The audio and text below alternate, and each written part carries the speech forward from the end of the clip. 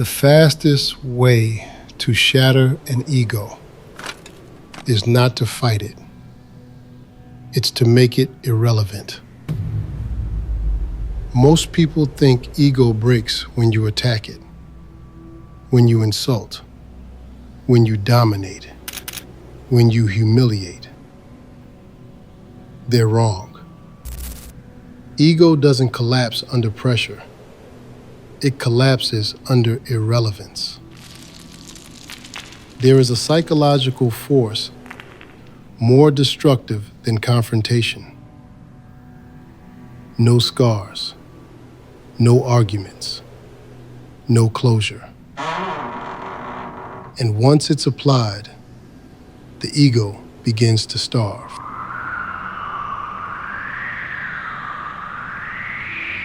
Ego feeds on reaction. Anger feeds it. Resistance feeds it. Even hatred feeds it. When you argue with someone, you confirm their importance. When you defend yourself, you validate their position. When you try to win, you tell their ego, you matter enough for me to fight. This is why power struggles never end with victory. They end with escalation. An ego under attack sharpens. An ego with no reflection fractures.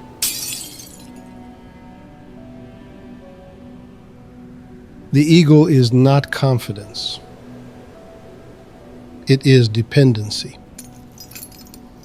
Psychologically, it is a self-image maintained by external confirmation, attention, reaction, emotional feedback.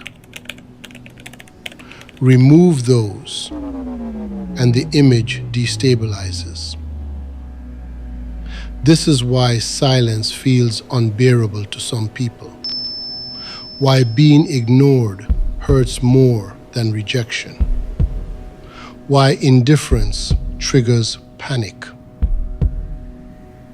The ego does not fear being wrong. It fears becoming unnecessary.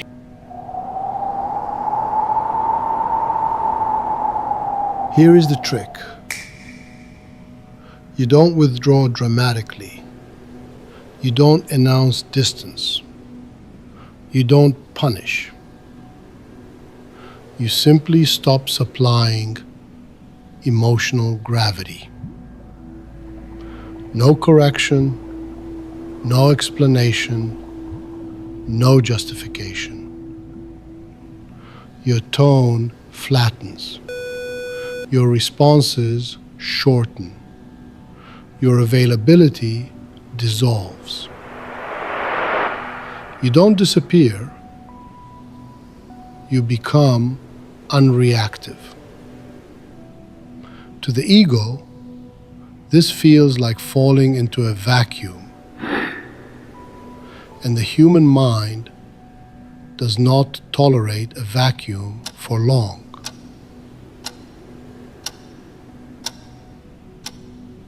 Rasputin was not a quiet man. He was chaotic, loud, unpredictable. But when powerful men insulted him to his face, Rasputin did not argue back. He didn't defend himself. And he didn't disappear. He stayed. He looked directly into their eyes and said nothing. He poured his tea. He drank. He observed. While they shouted, he remained still. And something strange happened. They didn't feel powerful. They felt watched. Their anger hit a wall of indifference and bounced back at them. Rasputin didn't attack his enemies. He let them scream at a mirror until they were forced to see themselves. That is the ultimate power. Not disappearing, but becoming untouchable.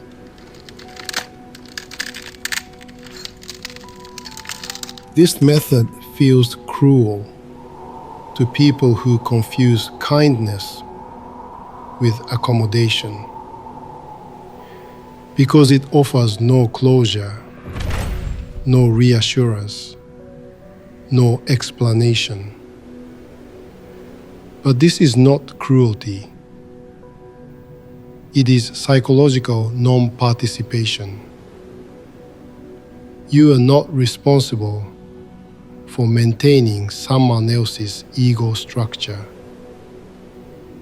especially when that structure feeds on your energy. Silence is not violence. It is refusal to be consumed.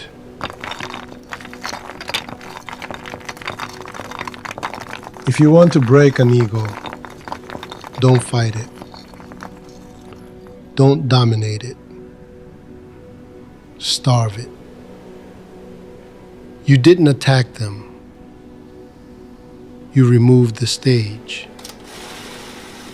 And when the stage disappears, the performance ends on its own.